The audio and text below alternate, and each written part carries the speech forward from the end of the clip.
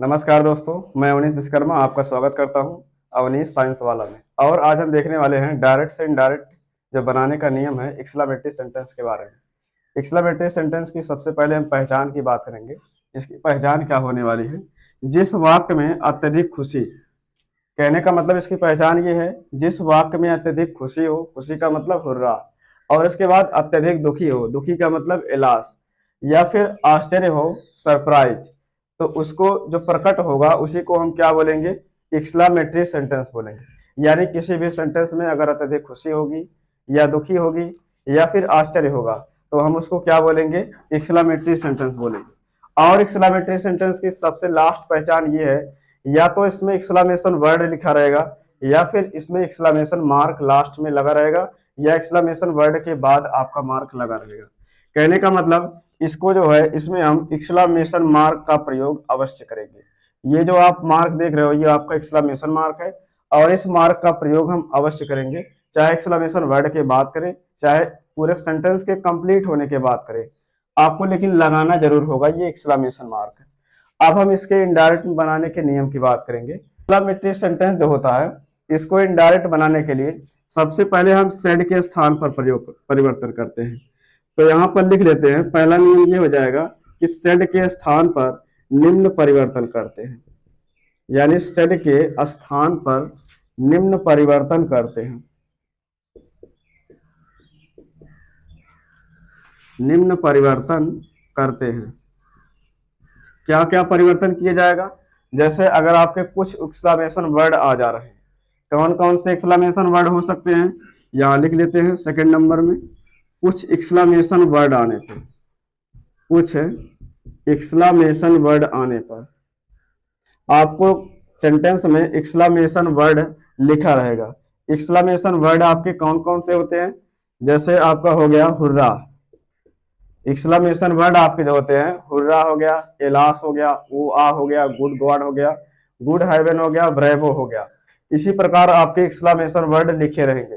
तो exclamation word जब भी आएगा, एलास जब आएगा या फिर हुर्रा आएगा, सरप्राइज आएगा, ओ आ आएगा, गुड गॉड आएगा, गुड हेवन आएगा, और इसके बाद जो है आपका ब्रेवो आएगा। तो इसमें सभी के लिए सेम रूल लगने वाला है, लेकिन ब्रेवो के लिए एक अलग रूल लगने वाला है। चलिए उसको बताते हैं। अब जैसे ये आपका जो हुर्रा वर्ड लिखा हुआ है ये आपको सेंटेंस में लिखा रहेगा।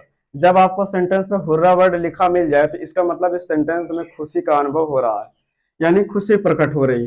तो हुर्रा वर्ड जब भी आएगा तो आप समझ जाना कि हमको क्या लगाना है, सेड के स्थान पर एक्सक्लेम्ड लगा देना है। एक्सक्लेम्ड विथ जॉय, क्या लगाएंगे? Exclaimed with Joy. जॉय का मतलब होता है आनंद, आनंद का मतलब खुशी। और अगले में है एलास। जब आपको सेंटेंस में कहीं एलास लिखा हुआ मिल जाए तो आप तुरंत समझ जाना कि हमको एक्सक्लेम्ड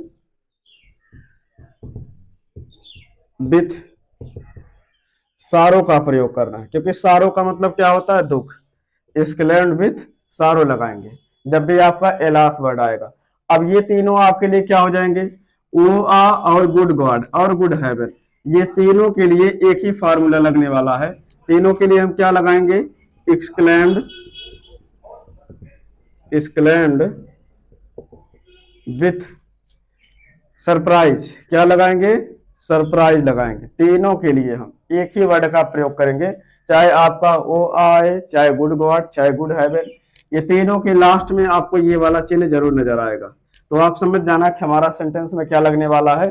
सेड के स्थान पे एक्सक्लेम्ड विथ सरप्राइज का प्रयोग करेंगे, यानी तीनों वर्ड से हमको आश्चर्य का अनुभव होता है। जैसे आप लोग सुने होंगे ओ माय गॉड, क्या बोलते हैं? तो आश्चर्य होता है ना, इसीलिए। अगला है सॉरी। सॉरी वर्ड के लिए इसका मतलब आपको रिग्रेट हुआ। जैसे सॉरी वर्ड के लिए हम क्या करेंगे?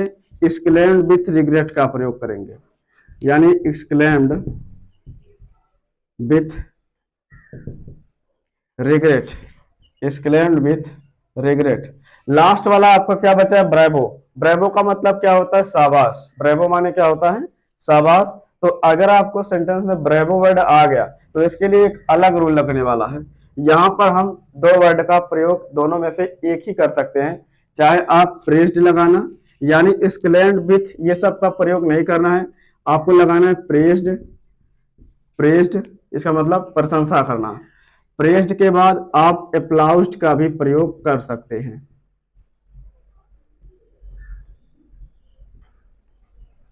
अप्लाउज्ड का प्रयोग कर सकते हैं यहाँ पर। प्रेज्ड या फिर हम अप्लाउज्ड दोनों में से एक ही लगाएंगे, चाहे आप प्रेज्ड लगाना चाहे अप्लाउज्ड लगाना।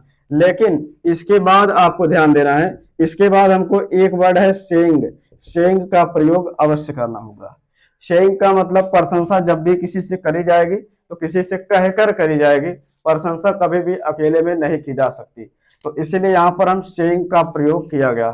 और हम नेक्स्ट रूल की बात करते हैं, क्योंकि इसमें दो ही रूल है। फर्स्ट रूल आपका क्या है, इसमें हम एक्सक्लेमेशन वर्ड के स्थान पर इसका प्रयोग करते हैं। जैसे आपके सेंटेंस में हुर्रा आ गया तो हम एक्सक्लेम्ड विथ जॉय का प्रयोग करेंगे।